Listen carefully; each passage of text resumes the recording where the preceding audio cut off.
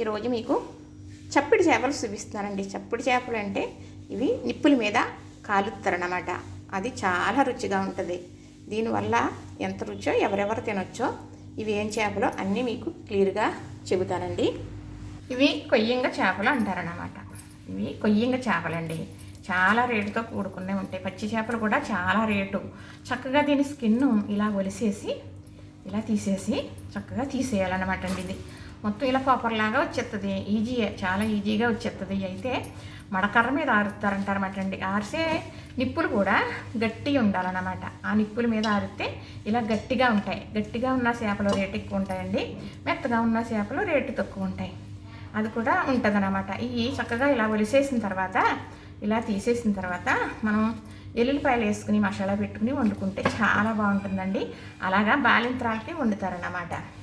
ఇలాగా మనం ఇప్పుడు ఉల్లిపాయ కూడా గ్రేవీలా చేసుకుని చికెన్ కూర వండుకుంటాం కదా, అలా కూడా వండుకోవచ్చు అనమాట. ఇలా చక్కగా దీని ఒక్క స్కిన్ మాత్రమే తీసుకుంటాం మనం. తీసుకుని కూర వండుకోవచ్చు అనమాట. చాలా బాగుంటుందండి. చప్పుడు చేప అంటే మామూలు పచ్చి చేప కన్నా రుచి ఎక్కువ ఉంటుంది అనమాట.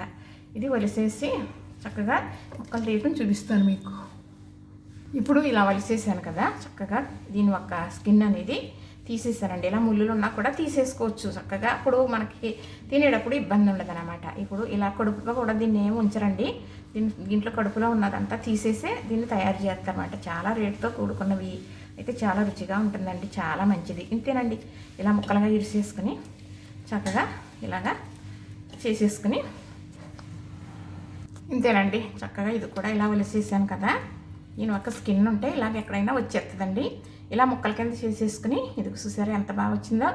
ఇలాగ ముళ్ళు అనేది ఉండదన్నమాట. ఇది ఇలాగా ఇగురుండితే మరి చాలా బాగుంటుందండి. ఇది అవసరం కాదనుకుంటే ముళ్ళు కూడా తీసేయచ్చు మనం. లేదంటే తినేటప్పుడు కూడా తీసేసుకోవచ్చు అనమాట. చక్కగా ఇదిగోనండి అయిపోయింది. చూసారు కదా, ఇదైతే ఈ తలకాయలు కూడా ఇగురులో వేసేస్తానండి. ఇదైతే వేస్టే వచ్చింది. ఇది మాకు ఒక స్కూబీ ఉందండి, దానికి పెట్టేస్తాను కుక్కకి. ఇదిగో చక్కగా చూసారు కదా ఎంత బాగా వచ్చిందో. ఇది ఉల్లిపాయలు పచ్చిమిర్చి వేయించేసి కొంచెం మసాలా వేసేసి ఇగురు కూర చేసేసుకుంటే చాలా బాగుంటుందండి. చూసారా, మరి ఇంతేనండి. ఏదైనా కూడా చేసుకుంటే సులువు, చూస్తూ ఉంటే దూరం అంటారు. కానీ నీసు తినేవారు, నీసుప్రియులు ఉంటారు కదా, వారు రుచులు కోరుకుంటూ ఉంటారు. అలాంటి వారికి ఇలాంటివి వండి పెట్టేమనుకోండి చక్కగా 2-3 రోజులు వేసుకు తింటారన్నమాట. చక్కగా బాలింతరాలు ఉందనుకోండి, కొన్ని ఎల్లుల్లిపాయలు గుడ్లు వేసి కొంచెం మసాలా పెట్టి ఇలా వండితే కుంభరుషులా పాలు పడతాయి. చక్కగా పెట్టొచ్చు, ఎవరైనా తినొచ్చండి. ఇది పిల్లలకు కూడా పెట్టొచ్చు. అదేనండి, చిన్నపిల్లలు తినే పిల్లలు ఉంటారు కదా, వాళ్ళకి ముళ్ళు లేకుండా చూసి పెడితే పిల్లలకి కంటికి ఒంటికి చాలా మంచిదండి. చూసారు కదా, నచ్చింది కదా, లైక్ చేయండి, షేర్ చేయండి, సబ్స్క్రైబ్ చేయండి.